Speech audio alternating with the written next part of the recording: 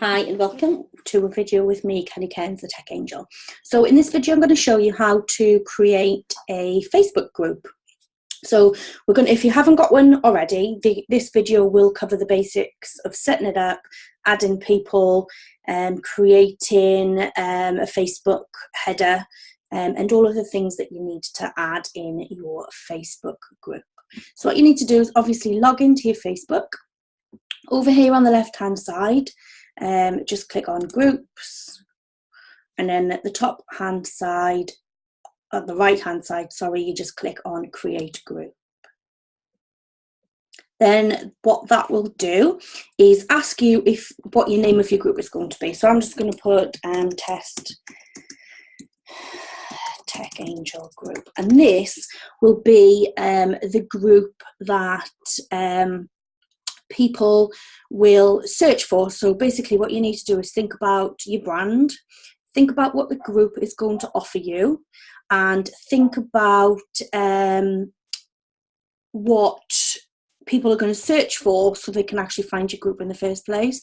So say your wedding, for example, and you primarily are based in London, or let's think about a smaller place. So let's say you are a wedding planner in Cardiff, for example. Then what you would do is you could call your group Wedding Planner in Cardiff, or you could call it Kelly's Wedding Planning Group in Cardiff, for example, because if somebody's looking for a wedding planner in Cardiff, they will type into Facebook Wedding Planner Cardiff. And so it's as simple as that. So have a think about who your soul clients will be searching for, and then that will help bring your group up in searches. Then the other thing, which is a bit of a pain, but that's fine, what you need to do is add at least one person to your group when you set it up. So that's what we're going to do. I'm going to add my lovely husband, because he won't mind and I can just take him out. And I'll give you some suggestions of people to add. What you then have to do is, on that note, what I would do is when you are setting up a group, don't invite people that you think will want to be part of it, because people get annoyed by getting added to groups that they haven't been asked for. So just add one person in here for now that you know, unless obviously it's a product and people have bought it and they know that they're going to be added to a group. If it's just a random group that you're creating from scratch for your business, don't do that. So just add people that you know that won't mind being added. And then what you can do is when you set up your group, you can message people direct and say, hey, I've got this group, here's the link if you'd like to join it. Okay, don't just go adding people, because what happens is when you add people here and when you've actually created your group, they don't get a request, they actually get added. And people don't like that, they get annoyed by it. So just remember that and just be mindful of that. And then the next thing what you need to do is click on the privacy options. So a note, okay, if you're creating a group for your business and it's going to be a free group that all of your soul clients are going to be a part of, and it's going to be an amazing community that you want to build so you can kind of demonstrate your knowledge, the same as the My Tech Club group is, then I would suggest that you add it as a closed group. Okay, public group, anybody can join. They don't need to request, and it's just easy for them to join. A secret group, people won't see your group, it won't come up in searches, and you can't send the link out for people to join. You have to add people, basically. The best thing to do is to add a closed group, because what that means is that they have to actually request to join. So they don't just get added willy-nilly, and they don't just come in and see the whole content. So with a public group, if it's public, they can come and see all of the content within that group without actually becoming a member. Which is kind of defeats the object of what you're trying to achieve. You want people who are really interested in what you have to offer, that you want them being interested in your group enough to click that button and request to join. So the best option for a Facebook group, in my opinion, is a closed group for that reason. Okay. You can also then vet people by setting up questions, asking them questions before they actually join. I've got my reservations about that, and that's just my own personal opinion. And I do get a bit put off by having to ask questions, because if I'm ready to click on the group to say, yeah, I want to join, I'm already interested. So the questions just kind of a bit off-putting for me. And it's just an extra gateway. It's great if you want to really filter the people in your group. So say you've got a sensitive subject, then yeah, by all means. But in my opinion, I just find that it's just an extra barrier, and I either tend not to think about the questions as much and just answer whatever just to get in the group, or it just puts me off. So really have a think about whether or not you're going to ask questions before people join. But I can show you how to do that shortly. So you just click on closed group, and then you just create your group.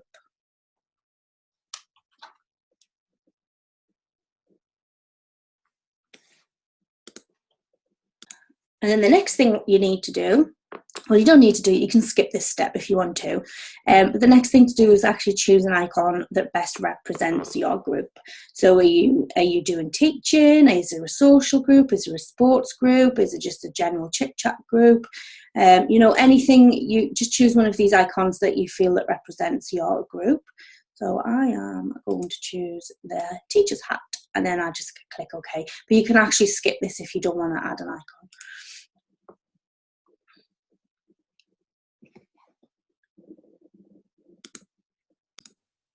So here we are in our group, and you can see over on the right hand side it is telling you, asking you for suggested members.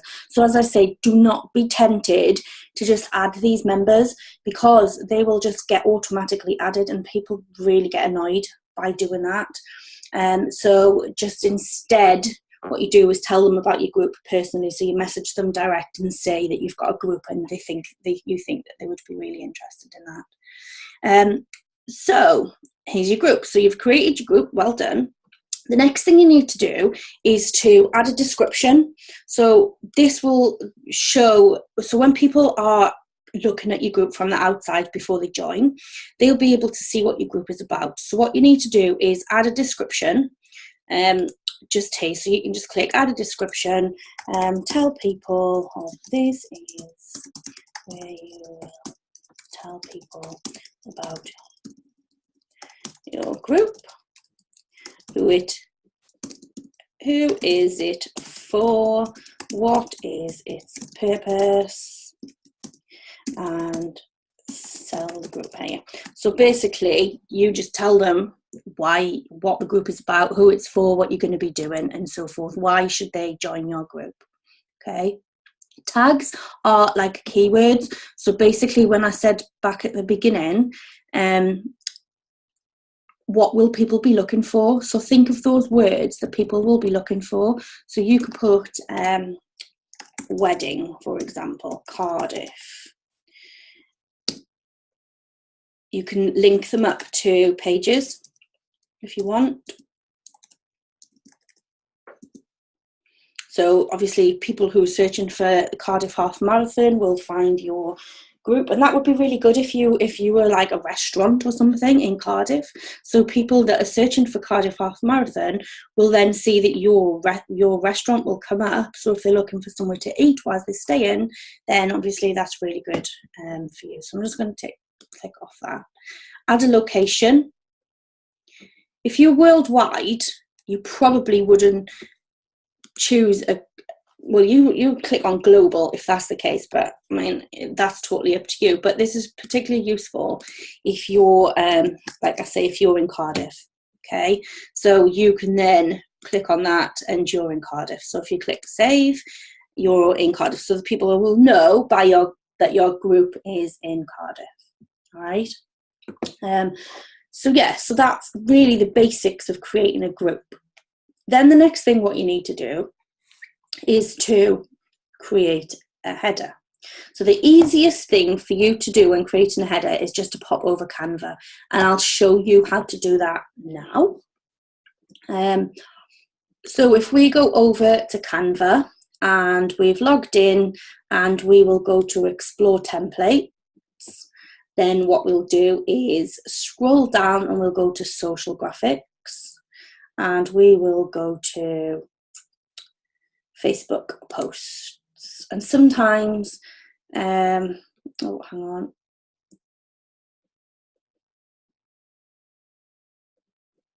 Maybe they've changed it. Where is it? Oh, web banners. Is it?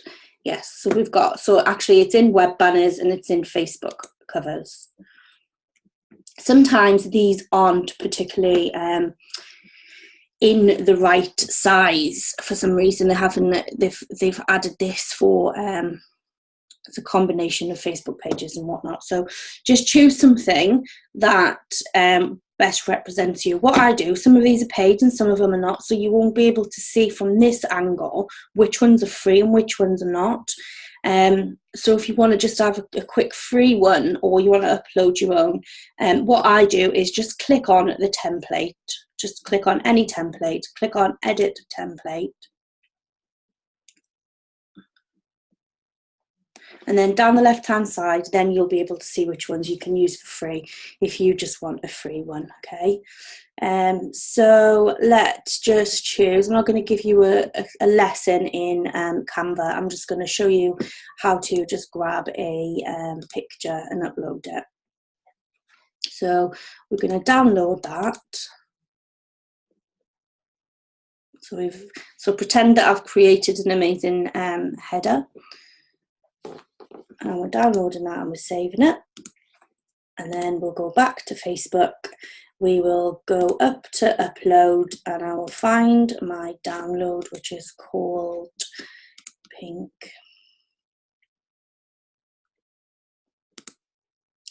I'll go open. And then you can see that that's, you can reposition it and drag it to wherever you want. And then you just click on Save Changes. And that is how you add a banner to your Facebook group. Simple as that. So the next thing you might want to think about is adding some terms and conditions to your group. Okay, so what you can do within that, you can just put terms and conditions. So create a post first for our group. Then you can put, please do not insult other members, blah, blah, blah. So pretend that's like a whole post for, so pretend that's a whole post for your terms and conditions. So you can write, do not insult other members, be respectful of other members' opinions, you know, that kind of thing. Whatever terms and conditions you want to apply to your Facebook group, then pop that there. Click on post. And then that will ping it there. So what you can do then is click on pin post. And that post will then be pinned to the top of your group. So that whenever somebody comes to your group, they can see, you can say to them, welcome, blah, blah, blah. And please refer to the terms and conditions pinned at the top of the post. So that's as easy as that. And you can pin anything. So for example, you can pin the daily challenge. You can only pin one post at the time. But if you were doing a daily challenge and you wanted to pin the post, your daily post, to the top of the page for that day, then you can do it this way. So it's a great way of just keeping one post at the top of the feed. We are then going to go into, I'm going to show you how to create questions. So people answer these questions before they come into your group. And what you do to do that is at the top, you've got these three little dots. You go to edit group settings. And then you just scroll down, and where it says membership requests, you can click on ask questions. So you then just click on add a question. So first question goes here, and second question, and third question, and so forth. Then the next thing is, do you want members of your group to be able to approve people? So it depends on how precious you are for your group. So for me, I like to be in control.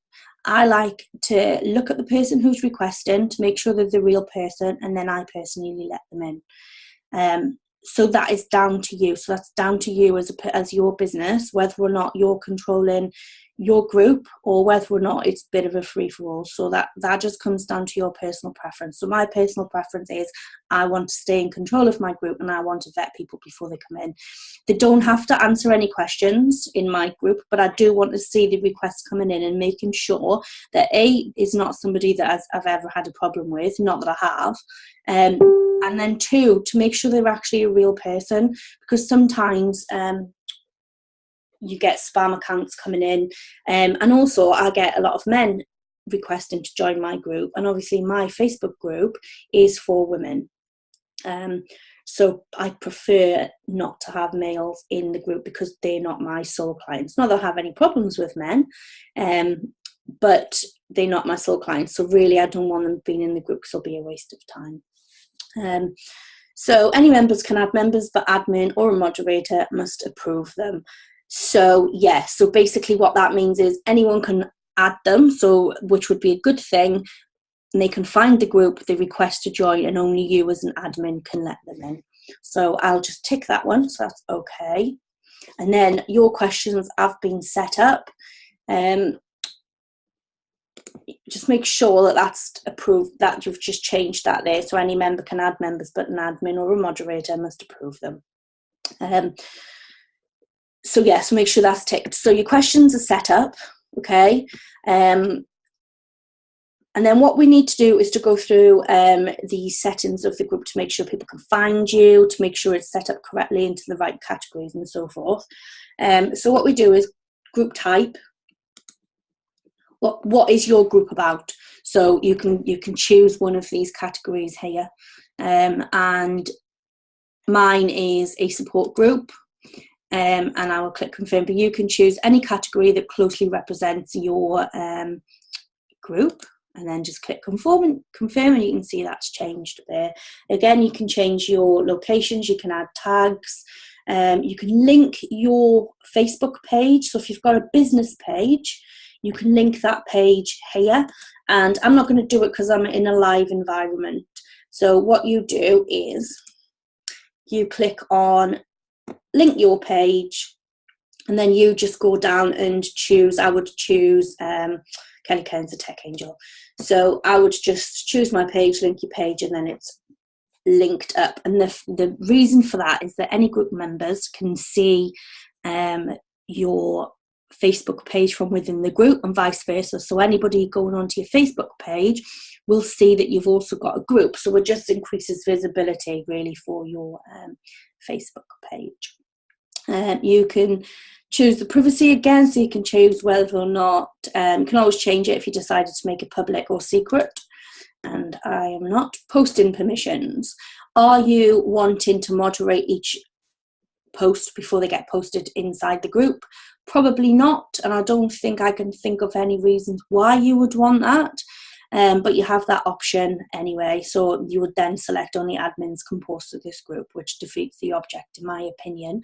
But yeah, you want everybody to post to the group. Post approval. So despite that everybody can post to the group, do you want to read the post and then approve it before it goes live? Again, I'm not sure why you would want to do that, but you have that option.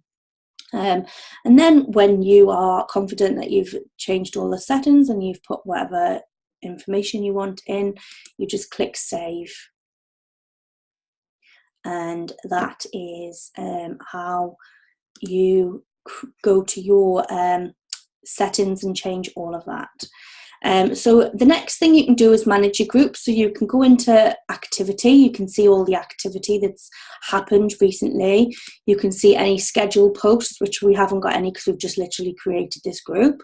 You can see any member requests here, and you can see what questions they've answered and see what if they're in other groups or if they've been invited by a member.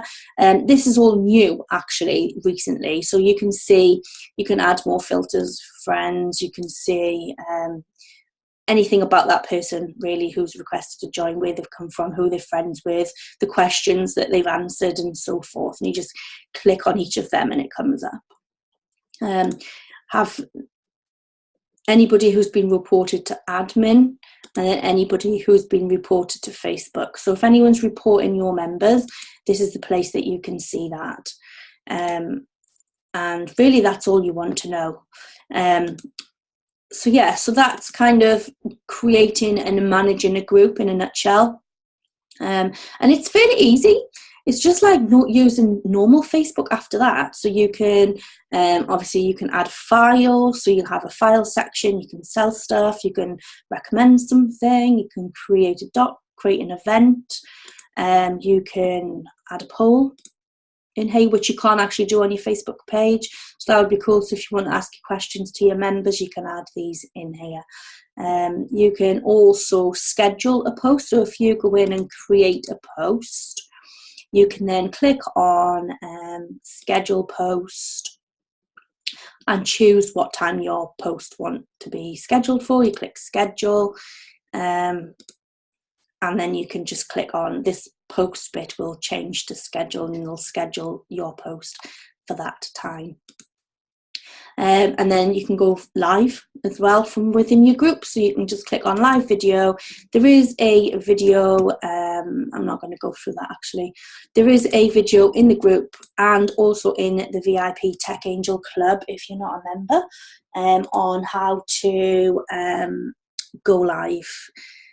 So that's useful if you haven't done that before. But yeah, but that's how you go ahead, create a group, and set up the settings and everything for your group if you haven't done one before.